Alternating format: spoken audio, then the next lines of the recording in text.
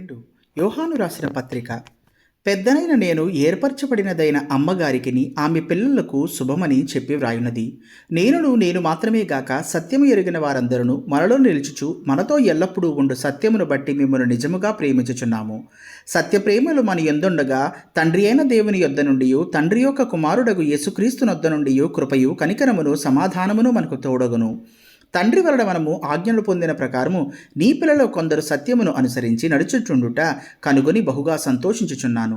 కాగా అమ్మ, క్రొత్త ఆజ్ఞ నీకు వ్రాసినట్టు కాదు గాని మొదట నుండి మనకు కలిగిన ఆజ్ఞనే వ్రాయిచు మనము ఒకరినొకరము ప్రేమింపవలనని నిన్ను వేడుకొనుచున్నాను.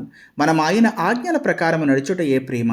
మీరు మొదట నుండి వినిన ప్రేమలో నడుచుకొనవలను అన్నదియే ఆ ఆజ్ఞ.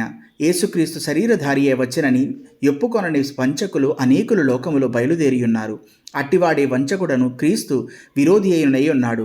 మేము మీ మధ్యను నెరవేర్చిన కార్యములను చెడగొట్టు కొనక మీరు పూర్ణ ఫలము పొందినట్లు జాగ్రత్తగా చూచుకొనుడి. క్రీస్తు బోధయందు నిలిచి ఉండక దానిని విడిచి ముందునకు సాగు ప్రతివాడును దేవుని అంగీకరింపనివాడు.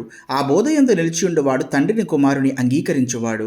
ఎవడైనను ఈ బోధను తేక మీ యొద్దకు వచ్చిన ఎడల వారిని మీ ఇంట చేర్చుకొనవద్దు. శుభమని వానితో చెప్పనవద్దు.